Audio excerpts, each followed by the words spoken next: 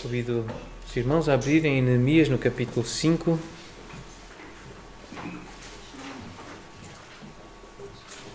Nós vamos ler dos versículos 1 até ao 5.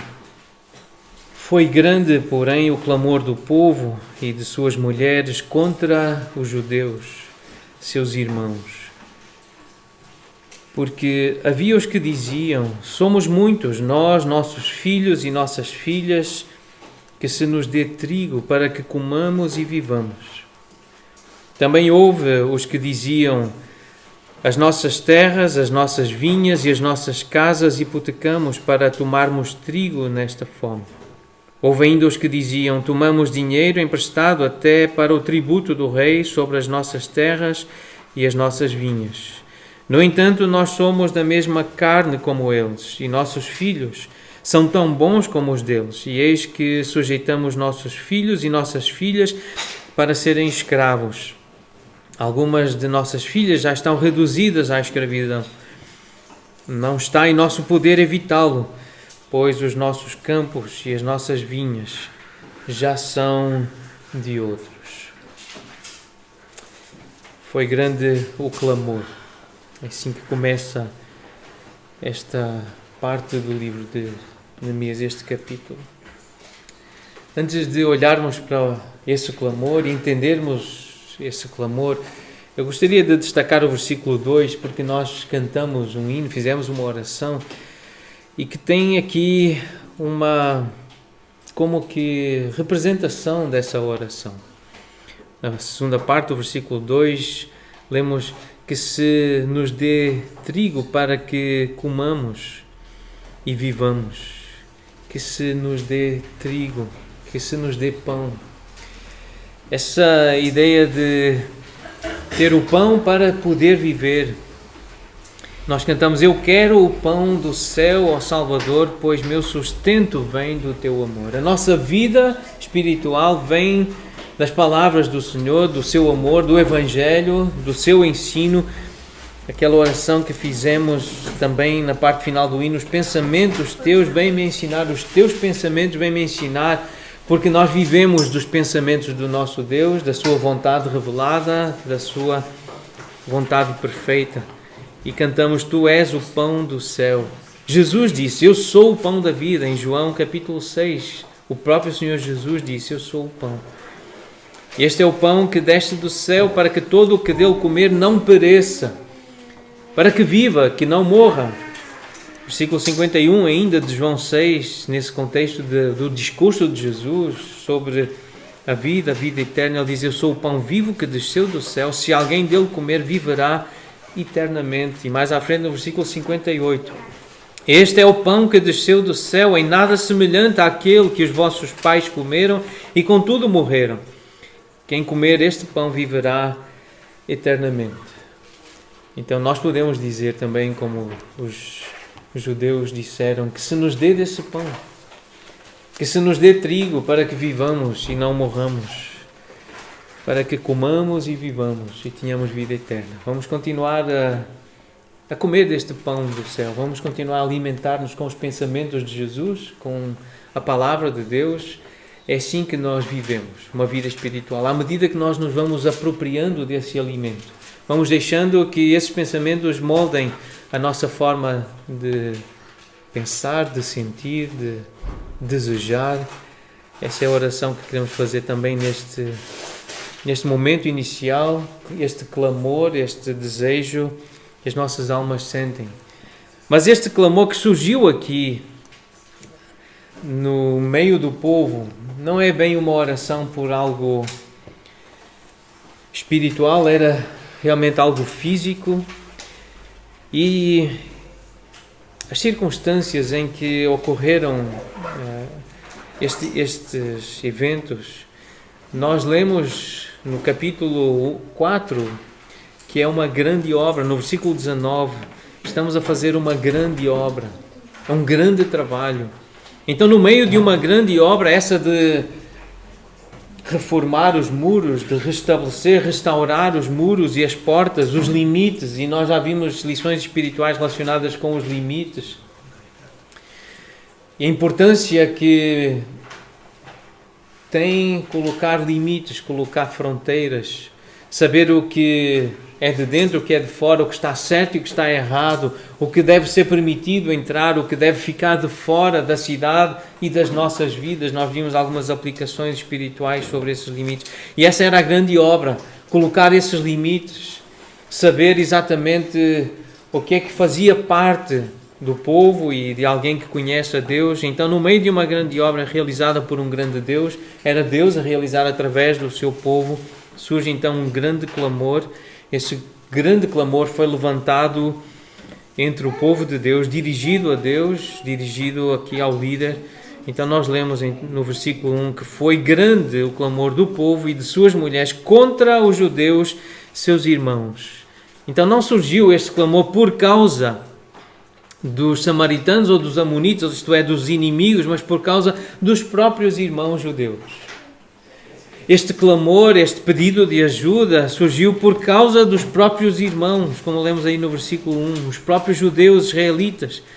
Alguns de entre o povo estavam a sentir-se explorados pelos seus irmãos por causa de impostos, por causa de juros, de créditos com o objetivo, empréstimos com o objetivo de ter lucro, de explorar os irmãos. O efeito dessa opressão financeira da parte de irmãos, e a palavra que aparece, usura, significa emprestar com esse desejo de ter lucro. A ganância de alguns judeus estava a causar maior sofrimento do que a oposição dos inimigos. E nós vemos aí algumas palavras no versículo 5 que denotam essa ideia de opressão, de servidão, de um jugo que estava a pesar sobre os judeus. Sujeitamos os nossos filhos e as nossas filhas para serem escravos, lemos no versículo 5. Algumas das nossas filhas já estão reduzidas à escravidão. Não está em nosso poder evitá-lo, pois os nossos campos e as nossas vinhas já são de outros. Já perdemos aquilo que era nosso. Outros exigiram, outros exploraram-nos e nós já perdemos as nossas coisas. Versículo 18, ainda lemos que a servidão do povo era grande. Havia essa opressão, esse peso, essa servidão que é sinónimo de escravidão. Escravidão é quando falta liberdade. E liberdade é a vida governada pela verdade e motivada pelo amor. Aí há liberdade. Liberdade é quando a vida é governada pela verdade e ela é motivada pelo amor. Contudo, os judeus, aqueles credores, eles foram motivados pela ganância, desprezando a verdade da palavra de Deus, levando a eles mesmos e aos seus irmãos, aqueles que deviam, levando o povo todo à servidão, à escravidão, à fraqueza, em que outros podiam vir e subjugar todo o povo, porque havia dentro da nação de Israel este tipo de comportamento contrário à verdade e à palavra de Deus. Então, quando o inimigo falha em lançar os seus ataques do exterior, ele começa, como nós já vimos também na semana passada, a atacar do interior. É dentro do povo de Deus, é infiltração, especialmente entre os ricos, os poderosos, os vaidosos, os arrogantes, os soberbos, aqueles que se acham mais importantes do que os outros, são presa fácil para o inimigo, são instrumento fácil na mão do inimigo para lançar então essa confusão. Uma das armas favoritas do inimigo é o egoísmo.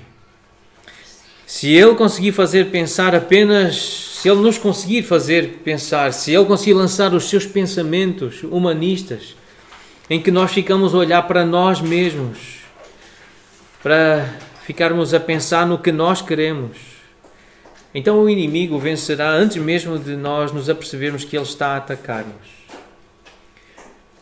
Porque ficamos tão focados com as nossas agendas, com os nossos desejos, com aquilo que nós queremos, que assim já estamos a dar todo o espaço para o inimigo lançar a confusão e destruir a obra do Senhor.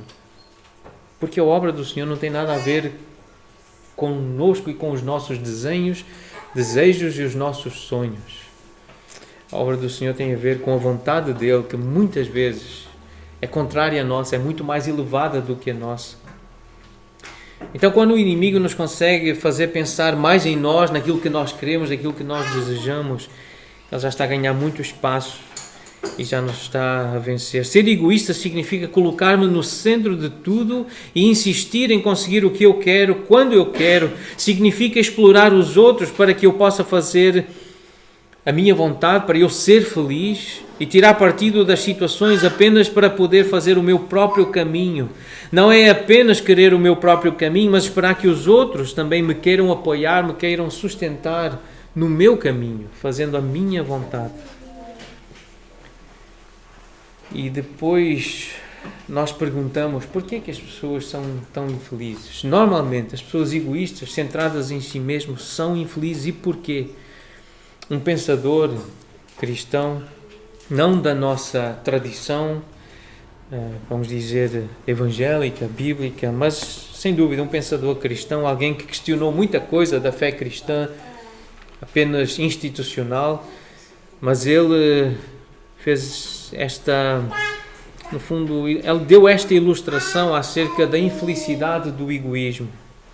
Considerar pessoas, acontecimentos e situações apenas à luz do seu efeito sobre mim mesmo é viver à porta do inferno.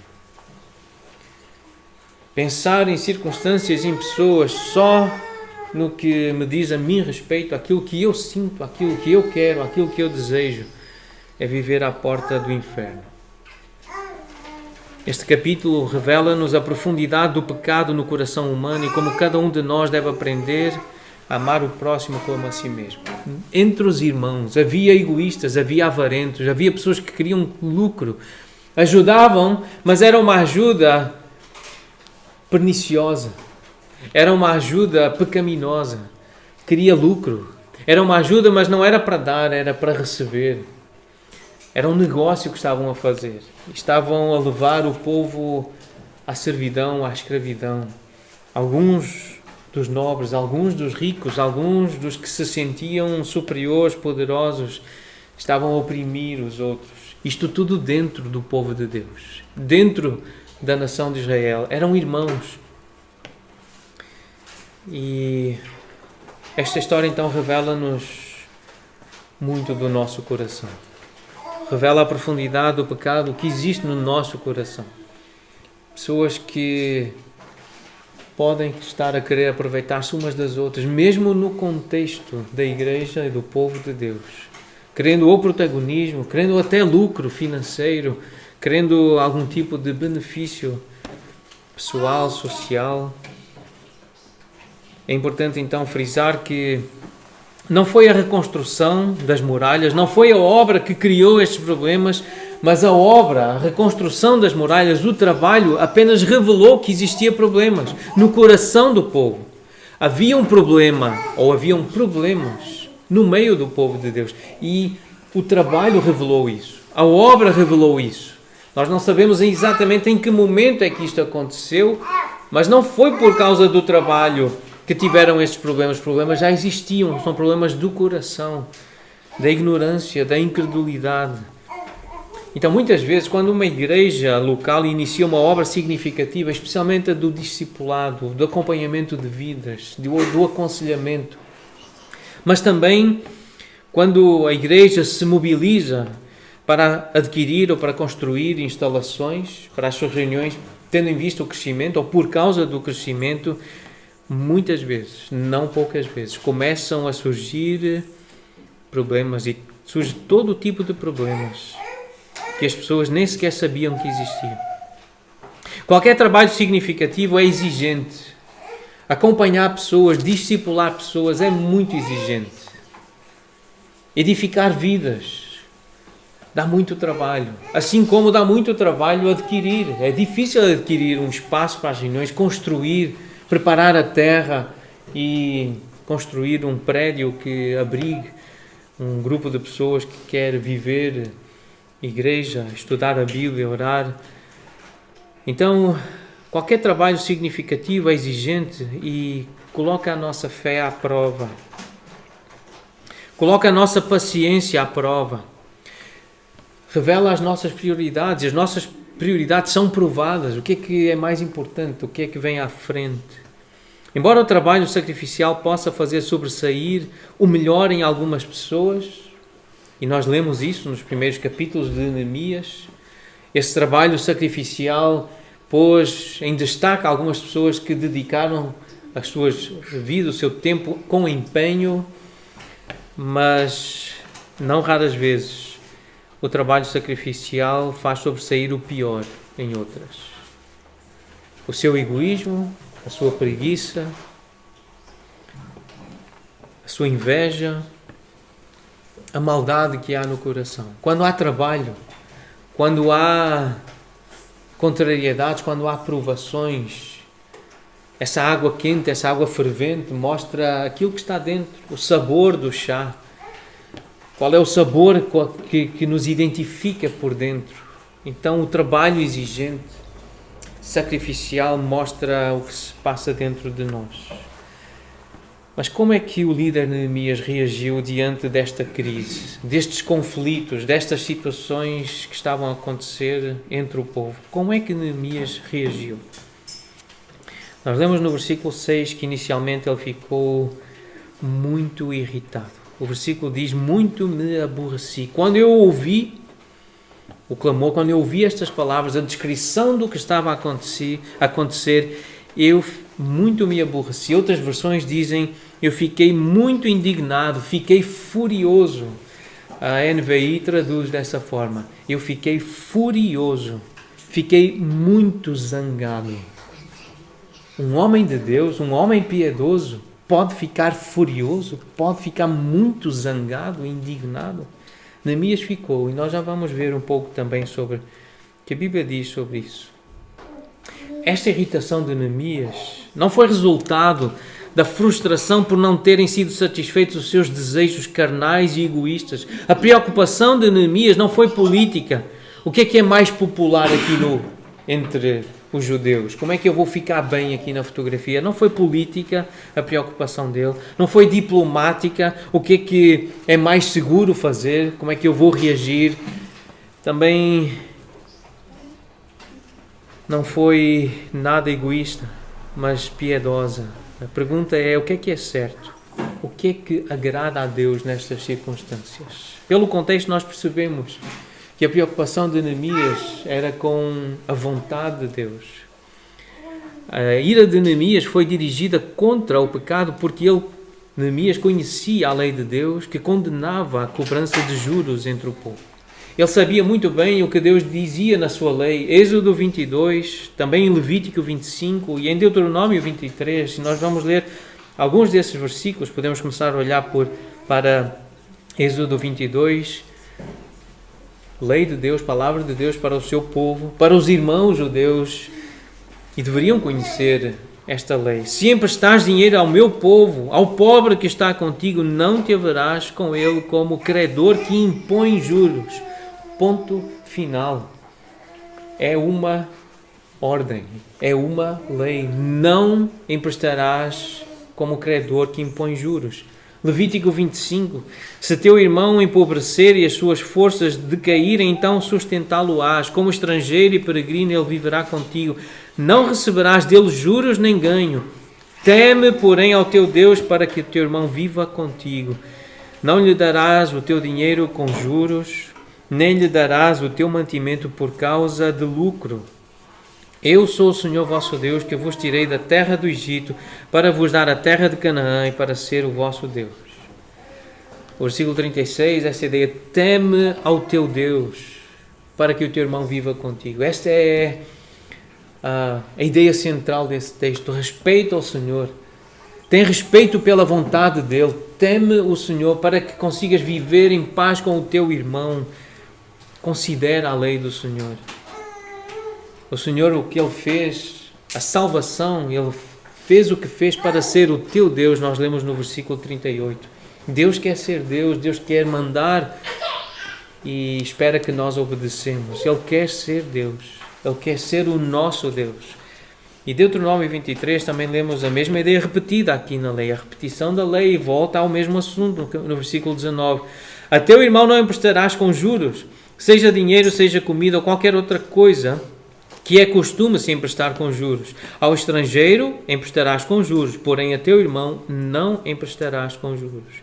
Para que o Senhor teu Deus te abençoe em todos os teus empreendimentos na terra a qual passas a possuir.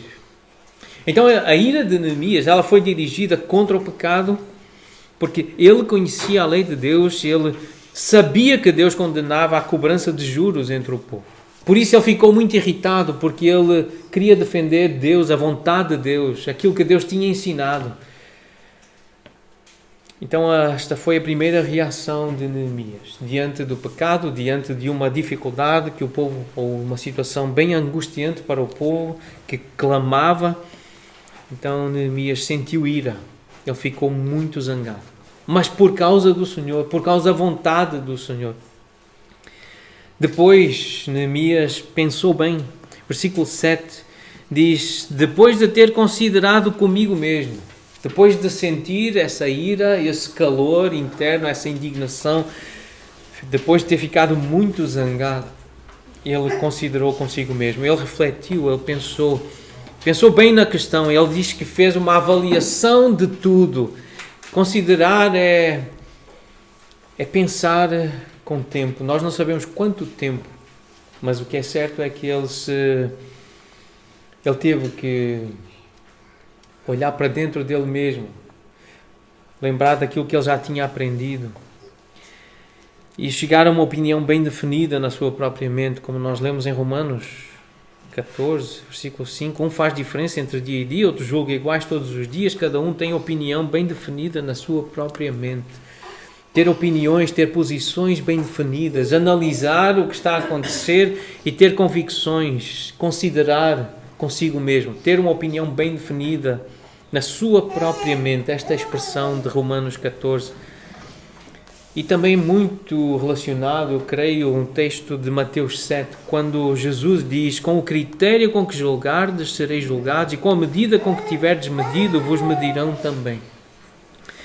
Pelo contexto, nós percebemos que Neemias também considerou a forma como ele estava a lidar com a pobreza e com as necessidades dos seus irmãos. Ele estava a julgar com critério.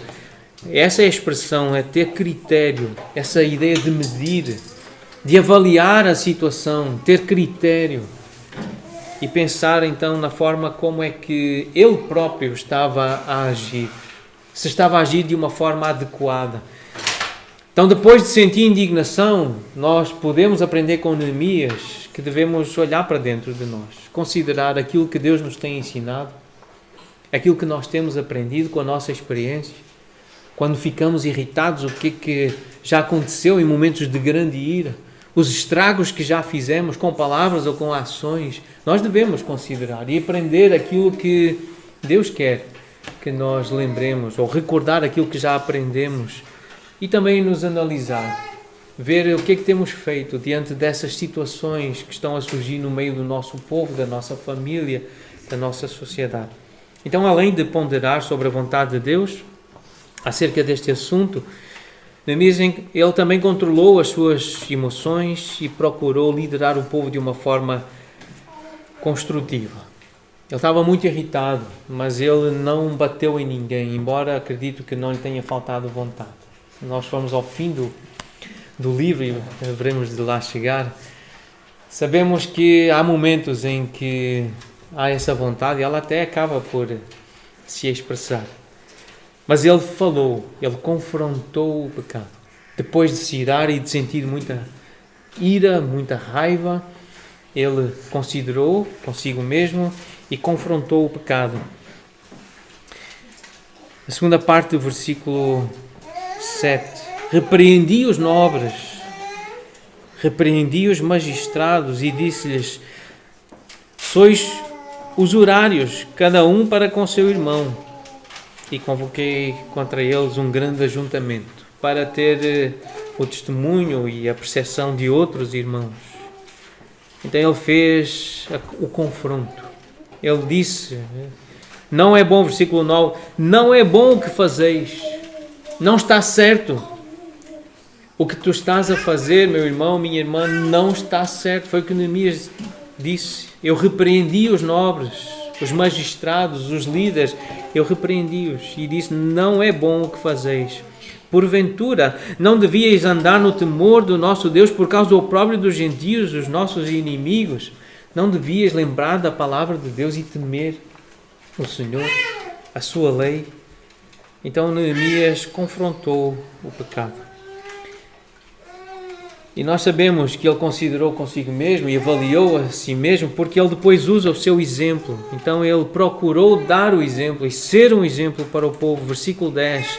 Também eu, meus irmãos, os meus moços, aqueles que me serviam, nós demos dinheiro aos pobres, àqueles que estavam a precisar. Versículo 10. Nós demos dinheiro emprestado e trigo, nós demos de mão a esse empréstimo. Nós demos sem esperar receber em troca nenhum tipo de lucro, nenhum tipo de proveito para nós. E nos versículos 14 a 18 ele continua a falar de si mesmo e daquilo que ele se comprometeu a fazer para ser um exemplo. Considerou consigo mesmo, ele julgou com critério, olhou para si mesmo. E essa foi a medida que ele usou, a vontade de Deus. Eu quero fazer a vontade de Deus e eu vou fazer a vontade de Deus. Então, desde o dia em que eu fui nomeado governador da terra de Judá, desde o 20º ano até o 32º ano do rei Artaxerxes, 12 anos, nem eu nem meus irmãos comemos o pão devido ao governador. Não quisemos impostos, nós não quisemos que o povo nos desse nenhum tipo de auxílio, de ajuda. Sabíamos da dificuldade do povo, nós não exigimos nada por estarmos no governo. Mas os primeiros governadores, que foram antes de mim, esses quiseram, oprimiram o povo e lhes tomaram pão e vinho. Além de 40 ciclos de prata, até os seus moços dominavam sobre o povo. Porém, eu assim não fiz. Por quê? Por causa do temor de Deus. Eu não fiz como os outros. Eu julguei com critério, porque eu sei que com a medida com que eu medir, vão me medir a mim também. Ele considerou consigo mesmo, ele fez as contas, ele avaliou o que conhecia da vontade de Deus, da palavra de Deus. E ele não fez como os outros fizeram antes dele. Versículo 16. Antes, também na obra deste muro eu fiz reparação. O que é que eu fiz? Eu fui exemplo. Eu trabalhei. Era trabalho simples, era trabalho sujo, mas eu pus as mãos no trabalho. Eu também fiz reparação, eu misturei-me com o povo, eu trabalhei. Diz Neemias, versículo 16. Eu também quis servir, eu também quis fazer o trabalho humilde, sacrificial. Eu fiz reparação. E terra nenhuma compramos e todos os meus moços se ajuntaram ali para a obra. Também 150 homens dos judeus e dos magistrados e os que vinham a nós, dentre as gentes que estavam ao nosso redor, eram meus hóspedes. Ainda servi. E dei-lhes comida, diz o versículo 18, o que se preparava para cada dia era um boi e 6 ovelhas escolhidas. Também à minha custa eram preparadas aves, de 10 em 10 dias, muito vinho e todas as espécies. Nem por isso eu exigi o pão devido ao governador, porquanto a servidão deste povo era grande. Eu vi a condição do meu povo e eu paguei para trabalhar, diz Neemias. Eu trabalhei e ainda sustentava os outros, eu pagava. Deus abençoou Neemias para ter essa condição. E então ele olha para si mesmo, ele considera e ele deseja e procura ser um exemplo e dar o exemplo ao povo. Neemias procurou levar o povo a assumir um compromisso de restituir o que fosse necessário, tendo em vista esta forma, tendo em vista realizar assim a vontade de Deus. Então ele procurou persuadir, ele sentiu ira, ele olhou para dentro dele mesmo, ele considerou, ele desejou ser um exemplo, trabalhou para ser um exemplo, mas ele também procurou persuadir os outros, convencer os outros a fazer o que é certo, a fazer a vontade de Deus. Então ele disse, restitui-lhes hoje, devolvam hoje Eu peço as terras deles, as suas vinhas, os seus olivais, as suas casas, como também o centésimo do dinheiro do trigo, do vinho e do azeite que exigistes deles. Devolvam o que eles pagaram. Versículo 12. Então responderam: restituir-lhes-emos e nada lhes pediremos. Faremos assim como dizes. Então chamei os sacerdotes e os fiz jurar que fariam segundo o prometeram. Também sacudi o meu regaço e disse: assim o faça Deus, sacuda da sua casa e do seu trabalho a todo homem que não cumprir esta promessa, seja sacudido e despojado. E toda a congregação respondeu amém, e louvaram o Senhor, e o povo fez segundo a sua promessa. Então Neemias persuadiu-os, procurou convencê-los e foi bem sucedido em ensinar a lei de Deus, lembrar da lei de Deus, uma vez que a vida de Neemias era motivada pelo temor do Senhor, como nós lemos no versículo 15, era a Deus que ele queria agradar. Ele não temia o que o inimigo pudesse fazer. Ele não estava com medo de acusações de inimigos, de estratégias dos inimigos. O temor do Senhor moveu Neemias a ser um servo fiel do Senhor. É por isso que ele ora no versículo 19, no final do capítulo: lembra-te de mim para meu bem, Senhor, de tudo quanto fiz a este povo. Fiz por tua causa, por causa do temor que eu tenho a ti. Eu fui fiel à tua lei. Foi o temor, foi por causa do temor. Então ele não temia o que o inimigo pudesse fazer. Então a pergunta que fazemos ao ler este texto: como é que Neemias reagiu diante desta crise? Ele sentiu ira, sentiu indignação, ele considerou consigo mesmo, ele avaliou o seu próprio coração, aquilo que ele já tinha aprendido, ele confrontou o pecado, ele disse: isso está errado, ele repreendeu aquelas pessoas, ele agiu como um exemplo, ele trabalhou, ele deu, ele serviu e procurou persuadir. Ele pediu, ele sugeriu, ele levou os outros a fazerem a vontade de Deus. Ele trabalhou para que os outros também temessem o Senhor, a sua lei. É isto que nós aprendemos com o líder Neemias, com este homem, que tem muito para nos ensinar. A nós homens, a nós líderes das nossas casas, das nossas famílias, mulheres que ainda não têm marido ou que já não têm pai, que têm que governar as suas vidas. Nós temos, irmãos, muito para aprender com este homem. Até porque nós sentimos ir a este primeiro ponto, esta primeira reação, e eu gostaria de dedicar estes próximos momentos a considerar algo que já estudamos no passado, mas algumas lições sobre a ira, porque nós vemos aqui que Neemias ficou muito irritado, ele ficou muito zangado. E eu sei que isto é muito típico da nossa natureza. Há muita coisa que nos deixa zangados, muito zangados. E nós precisamos fazer o que Neemias fez. Precisamos aprender, e Neemias foi um ótimo exemplo de como lidar com a ira. Mas há algumas lições que eu queria repassar com os irmãos. Lembrando que a ira é um poder perigoso. É a dinamite da alma. Tem o poder de desintegrar coisas, tal como faz um explosivo, esse explosivo. E pode desintegrar o corpo. Não sei se os irmãos lembram, nós já vimos isto, o efeito que a ira, que a fúria tem dentro de nós. Provérbios 14, versículo 29, diz: o de ânimo precipitado exalta a loucura. A ira é essa ideia do ânimo precipitado. Já o contraste, versículo 30 diz: o ânimo sereno é a vida do corpo, mas a inveja é a podridão dos ossos. A ira está muito associada à inveja.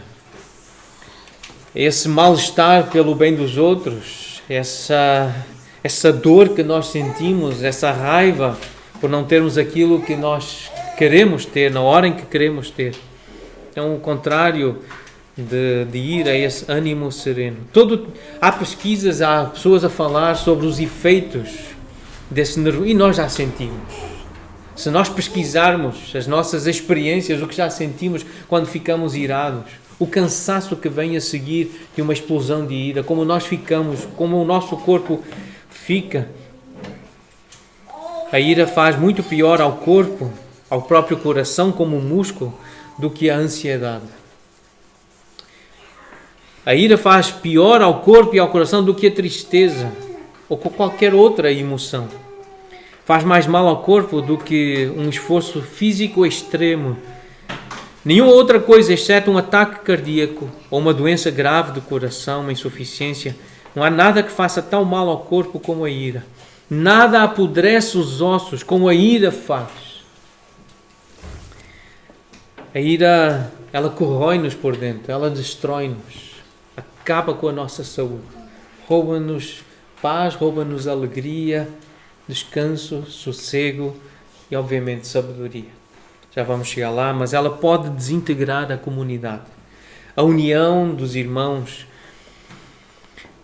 Versículo 18, Provérbios 15, 18, lemos assim: o homem iracundo suscita contendas.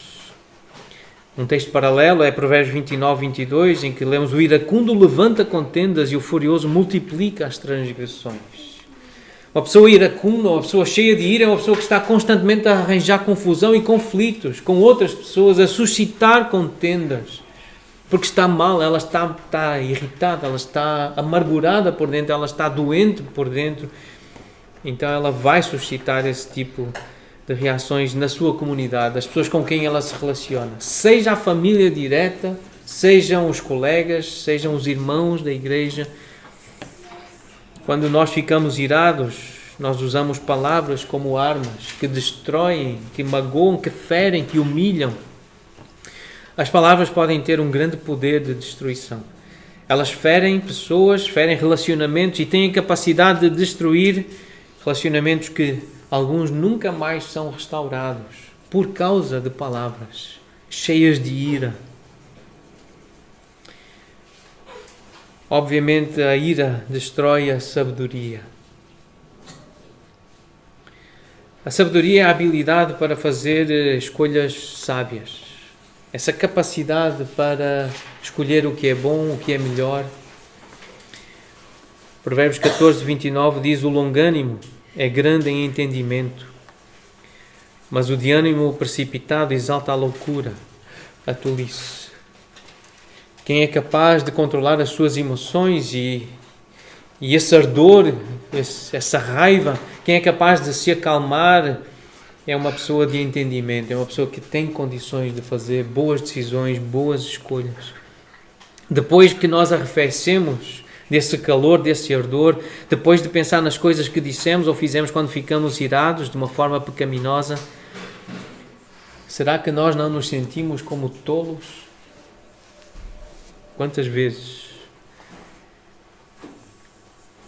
E a pergunta é: sabem porquê que nós nos sentimos como tolos? Porque nós fomos tolos, fomos estúpidos, fomos insensatos. É por isso que nós nos sentimos assim. Quando nós agimos como tolos, é importante que nós nos sintamos como tolos. E a ira, ela acaba com a sabedoria. Ela tem esse poder de destruir o nosso entendimento, a nossa percepção daquilo que é certo, aquilo que é bom, aquilo que é desejável. Mas a ira também tem poder para destruir a vontade. E a vontade é a habilidade de fazer qualquer tipo de escolha inteligente. Provérbios 19, 19. Homem de grande ira tem de sofrer o dano, porque se tu o livrares, virás ainda a fazê-lo de novo. E de novo, e de novo, e outra vez. Porque quando não se aprende a fazer decisões inteligentes, certas, corretas, quando as autoridades, os pais, os professores, quando os governantes permitem que um insensato continue na sua insensatez, sem nenhum tipo de correção, sem nenhum tipo de repreensão, sem nenhum tipo de consequência, ele não aprende a sabedoria, não aprende o entendimento. Nunca houve alguém que lhe diga: isso está errado, isso não está certo, isso não é bom o que tu fizeste. A pessoa não é sensibilizada para o que é bom, para o que é certo, para o que é correto. Então tem de sofrer o dano, tem que sofrer a confrontação, tem que sofrer a correção, tem que sofrer a consequência para que haja aprendizado, para que haja entendimento, para que haja um coração sábio. Então, de todas as emoções, a ira é a mais parecida com uma substância que vicia, uma adição, um vício. Porque a ira leva à negação. Nós admitimos mais facilmente a preocupação, a tristeza, algumas outras coisas, mas é difícil admitir a ira. A ira esconde-se e leva-nos facilmente à negação. Então, algumas das desculpas de pessoas que sentiram ira, e muitas vezes, então, essa ira pecaminosa, e elas dizem, mas eu não estou irado, eu estou apenas a posicionar-me. Eu não estou irado, eu só estou a desabafar, eu preciso desabafar. Eu não estou irado, eu tenho convicções. Eu sou uma pessoa de convicções. Eu estou a procurar fazer justiça. E Deus é um Deus de justiça, logo eu estou a servir a Deus, porque eu quero é fazer justiça. Eu sou uma pessoa direta, dizem alguns. Eu sou assim, eu sou direto. Outros dizem, eu digo o que tem de ser dito. E assim tentam justificar a ira, essa ira que destrói, que corrói tanto internamente como a comunidade, os relacionamentos. E a pergunta é, por que é que nós temos a tendência de negar esse tipo de ira destrutiva? Porque quando nós negamos a ira, nós podemos tê-la, nós podemos continuar a tê-la. Porque ela vicia, nós queremos a ira. Essas sensações, essa superioridade, esse egoísmo que nós vivemos, experimentamos, esse destaque de quem nós somos, a nossa identidade, os nossos desejos, os nossos prazeres, estamos a defendê-los. Nós tentamos negar que é ira e que é pecado, irarmos-nos dessa forma, porque assim nós podemos continuar a ter. E quanto mais ira nós temos, mais problemas aparecem nos nossos relacionamentos. E estes problemas tendem a produzir ainda mais ira dirigida às pessoas que, segundo a nossa percepção, elas são erradas. E assim a ira torna-se um vício. Essas pessoas estão erradas, elas não me deixam fazer aquilo que eu quero, que eu preciso fazer. Logo eu tenho que ficar zangado com essa pessoa. E tenho que atirar do meu caminho. Isso não é bem, é mal, é de qualquer forma. E assim nós entramos nesse vício.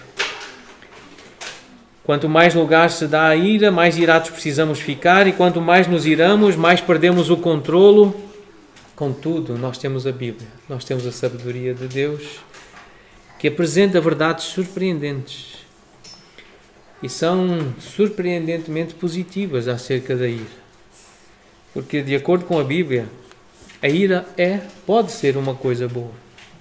A ira é uma evidência de bondade. Nós lemos assim em Provérbios 16, melhor é o longânimo do que o herói da guerra e o que domina o seu espírito do que o que toma uma cidade. Porque nós lemos que o ideal bíblico não é erradicar a ira, não é acabar com esse sentimento, com esse poder que a ira nos dá. Não é detonar a ira, mas abrandar a ira. Essa é a palavra bíblica que nós lemos em Tiago 1,19. Tardio para se irar. É lento. Abrandar a ira. Em Eclesiastes 7, versículo 9, diz, não te apresses em irar-te. Não tenhas pressa. Ser tardio, abranda. A ira pode ser uma coisa boa. A ira é uma evidência de bondade. Porque é um pecado nunca ficar irado. É pecado nunca sentir indignação diante de uma maldade, de uma coisa má. Alguns de nós podiam pensar que pessoas boas nunca ficam iradas. Só que a Bíblia diz, irai-vos e não pequeis. E é um mandamento, é uma orientação bíblica. Sintam ira, mas sem pecar. Às vezes nós devemos ficar irados, sim. Às vezes nós devemos ficar indignados, furiosos. Devemos ficar muito irritados, como Neemias ficou. Há circunstâncias que exigem a nossa ira. Exigem esse poder, exigem essa indignação, essa força. O pregador João Crisóstomo, no século IV, ele disse assim, aquele que se ira sem causa peca, mas aquele que não se ira quando há uma causa, peca. Porque a paciência irracional é o viveiro de muitos vícios. Quando nós não nos posicionamos diante de um vício, de uma maldade, nós pecamos. Quando deixamos de fazer o que é certo, quando deixamos de fazer o bem, nós pecamos, diz Tiago. É o Senhor que diz através de Tiago. Por isso é o nosso Deus. E por temor a Deus, nós temos que aprender a sentir indignação, ira. Nós temos que aprender a ficar incomodados, irritados, chateados, muito chateados com a maldade. O ideal bíblico, portanto, é abrandar a ira. Esta é a marca de pessoas sábias. Porque é assim que Deus faz. Deus é sábio e Ele age dessa forma. No Monte Sinai, quando Moisés pediu ao Senhor para ver a sua glória, para ver a essência de quem Deus é, o Senhor declarou-lhe o seu nome e ele respondeu desta forma: Senhor, Senhor, Deus compassivo, clemente e longânimo e grande em misericórdia e fidelidade. Longânimo, ânimo longo. É essa paciência, essa ira abrandada, essa ira lenta, esse sentimento capaz de se adiar. Tardio em irar-me, eu sou o Senhor tardio em irar-me. São vários os textos que descrevem o Senhor desta forma. Salmo 145, 8. Benigno e misericórdia ao Senhor, tardio em irar-se e de grande clemência. Joel 2,13. Convertei-vos ao Senhor vosso Deus, porque Ele é misericordioso e compassivo e tardio em irar-se. Ele não deixa de se irar, mas Ele é tardio em irar-se. Ele sabe controlar as emoções, Ele sabe controlar esse poder. Ele não deixa de o sentir e de o exercer, mas Ele é tardio em fazê-lo. Jonas capítulo 4, versículo 2, na oração de Jonas, citando e lembrando da lei de Deus, Jonas diz: Senhor, não foi isso que eu disse, estando ainda na minha terra, por isso me adiantei, fugindo para Tarsis, pois sabia, ele não queria pregar para os ninivitas, porque ele sabia que Deus é um Deus clemente e misericordioso, e tardio em irar-se, e grande em benignidade. Ainda mais um texto, em Naum, capítulo 1, versículo 3, o Senhor é tardio em irar-se, mas grande em poder e jamais inocente ou culpado. O Senhor tem o seu caminho na tormenta e na tempestade, e as nuvens são o pó dos seus pés.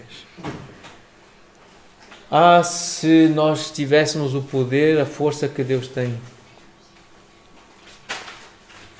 Se tivéssemos a autoridade que Deus tem. Quantas pessoas já teriam sido erradicadas da terra? Acho que metade da população mundial já não existia, para não dizer a totalidade. Se nós tivéssemos a força, como aqui nós lemos em Naum, grande em poder. Se nós tivéssemos poder, se tivéssemos algumas armas disponíveis, armas de fogo, algumas bombas, alguns mísseis, já tínhamos lançado em algumas casas, em cima de algumas pessoas.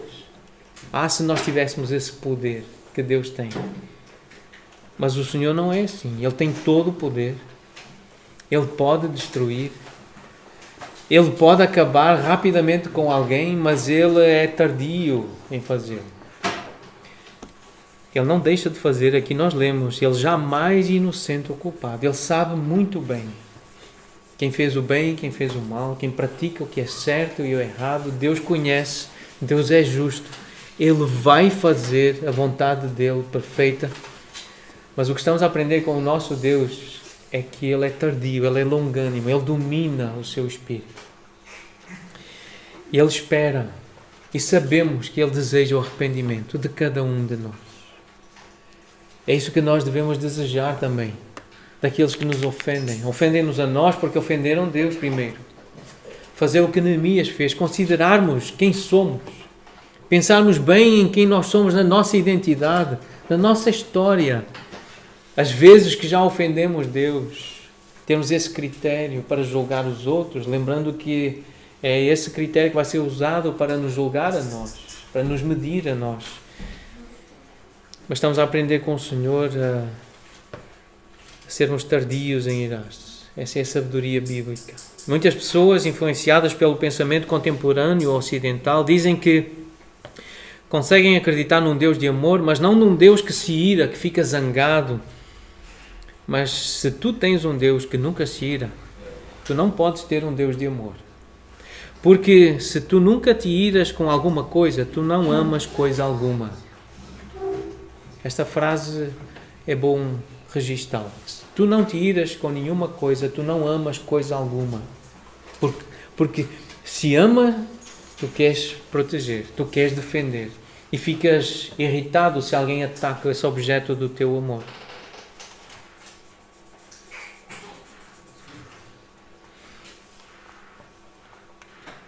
Se tu amas alguma coisa e vês essa coisa ou esse alguém a ser ameaçado ou ameaçada, tu ficas irado. Se ficares indiferente é porque não amas ou não amas o suficiente. Na verdade, não amas. Indiferença é uma forma final de ódio. Quanto mais um pai ama o seu filho, mais ele fica irado com o bêbado ou o mentiroso ou o traidor que há no filho. E se uma pessoa egocêntrica, cheia de falhas como nós, como eu, pode sentir esta dor e ir em relação à condição de uma pessoa, um filho, quanto mais o Deus que moralmente perfeito existe e sempre existirá e que criou essa pessoa se sentirá. Quanto mais Deus, que é perfeito e que não peca, que nunca pecou nem nunca pecará, quanto mais Ele vai sentir esse tipo de amor e sensibilidade para com aqueles a quem Ele ama. O amor, na sua origem não corrompida, é um amor movido para lidar com a ameaça a quem nós amamos.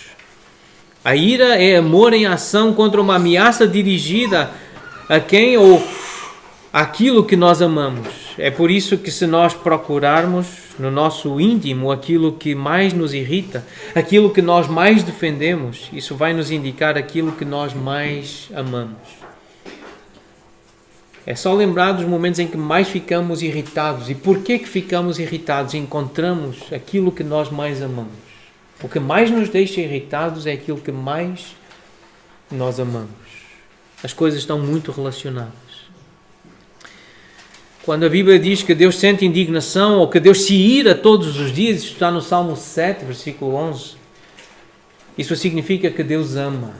É por isso que Ele sente ira todos os dias. Todos os dias Deus fica indignado. Porque Ele ama muito e ama muita gente.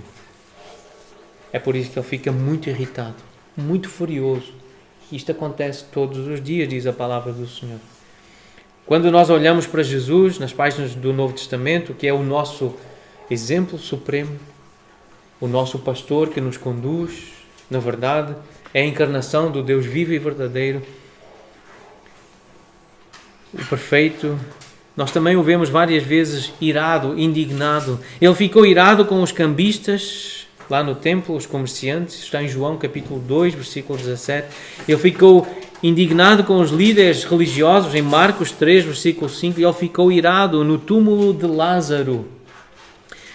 Um verbo forte que aparece nessa história, em João 11, versículo 38. São palavras fortes que transmitem a ira que Jesus sentiu. Em João 11, significa falar de modo bravo. O dicionário diz que é encarregar com séria admoestação, instruir com rigor, criticar duramente. Foi isso que Jesus fez.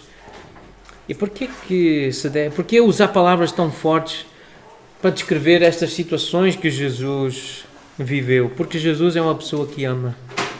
Ele ama com um amor perfeito e puro. É por isso que ele fica indignado. É por isso que Jesus se ira. Ele consegue irar-se sem pecar. É possível ficar irado e não pecar? Nós já lemos em Efésios 4. O líder fiel, capaz de governar a si mesmo, como nós lemos em Provérbios 16, aquele que domina o seu espírito, será um grande auxílio para outros que querem servir a Deus fielmente. E isso foi Neemias. Ele foi capaz, sentindo aquela ira, ele orientou esse poder, essa ira, para poder capacitar, ensinar e estimular outros a servir fielmente o Senhor como ele estava disposto a servir e como ele estava a servir. Então, olhando para Neemias, considerando o seu exemplo, é preferível, é melhor perder dinheiro, bens, descanso, como Neemias perdeu, ele ficou prejudicado, do que perder o privilégio de ser uma testemunha da salvação para os perdidos. Pode-se sempre ganhar mais dinheiro, pode-se sempre descansar um pouco mais em outro momento, mas como é que se restaura um testemunho destruído? Como é que se restaura um testemunho aniquilado pela nossa ira pecaminosa, pela nossa ambição egoísta? A ira, a irritação de Neemias não foi resultado da frustração por não terem sido satisfeitos os seus desejos carnais e egoístas. A sua ira foi dirigida contra o pecado, porque ele conhecia a lei de Deus que estava a ser desobedecida. E foi o temor do Senhor, o temor da lei do Senhor, que moveu Neemias a ser um servo fiel do Senhor. E o temor de Deus não é o pavor servil de um escravo para com o seu amo, mas é o respeito amoroso de um filho, de uma criança para com o seu pai. Temer o Senhor significa procurar glorificar a Deus em tudo o que fazemos, significa ouvir a sua palavra, honrar a palavra de Deus, obedecer a palavra de Deus. É assim que nós tememos ao Senhor. Oswald Chambers terá dito assim: o notável sobre temer a Deus é que quando se teme a Deus, não se teme mais nada. Enquanto que se não se teme a Deus, teme-se tudo o resto. O temor do Senhor moveu Neemias a ser um servo fiel do Senhor.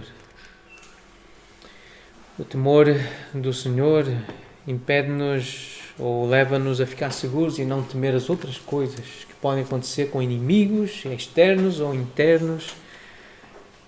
Então, o que é que nós aprendemos com Neemias nesta crise? Ele sentiu ira, sim. Ele considerou consigo mesmo, ele confrontou o pecado, ele agiu como exemplo, ele persuadiu os outros a fazerem a vontade de Deus. E nesse processo ele disse, versículo 9, não é bom o que fazeis, porventura não devias andar no temor do nosso Deus. Então ele faz esta oração: Senhor, lembra-te de mim para o meu bem, ó meu Deus, e de tudo quanto fiz a este povo. Seria bom que nós pudéssemos fazer esta oração, termos esta convicção que Neemias: Senhor, eu tenho procurado o bem desta gente. Então, faz de acordo com a minha atitude. Responde, Senhor, de acordo com a minha atitude. Lembra-te de mim para o meu bem. Neemias corrigiu injustiças sociais que atrapalhavam a reconstrução e impediam a identificação nacional com o caráter e com o propósito de Deus. E o equivalente para a igreja, para nós, é que o crente fiel corrige a infidelidade ou a incredulidade que atrapalha a realização da obra do Senhor e a identificação da sua igreja local com o caráter e o propósito do Deus que diz servir. Nós queremos que os nossos irmãos sejam cada vez mais como Jesus, sejam cada vez mais parecidos com Ele. Então há essa necessidade de nós corrigirmos aquilo que não está bem, corrigir a infidelidade ou a incredulidade. Se não se teme a Deus, teme-se tudo o resto. Falta paz. Quando nós esquecemos a lei de Deus, nós começamos a temer as consequências e devemos temê-las, sim. Começamos a ter medo do que nos pode acontecer. E se alguém descobrir? Começa-se a sentir medo das consequências, medo de perder a bênção. Se não se teme a Deus, teme-se tudo o resto. Mas nós queremos a bênção, nós queremos a paz, nós queremos. E nós pedimos a Deus: Senhor, lembra-te de nós para o nosso bem. Vem derramar a tua paz, Senhor, vem derramar a tua bênção sobre este povo que se chama povo teu. É a tua igreja aqui reunida, Senhor. Dá-nos o teu amor, dá-nos, Senhor, a tua força, para que tentações egoístas não venham a nos desviar de ser como tu, a nos dominar, para assim darmos glória ao teu nome, por quem és, pelo que tu fazes.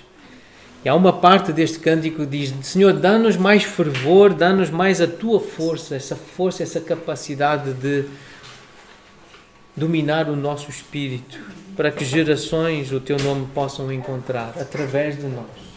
Que os nossos filhos encontrem Jesus, encontrem Deus através de nós. Que próximas gerações encontrem Cristo por meio do nosso testemunho. Vamos cantar esta oração, vamos pedir ao Senhor esta bênção.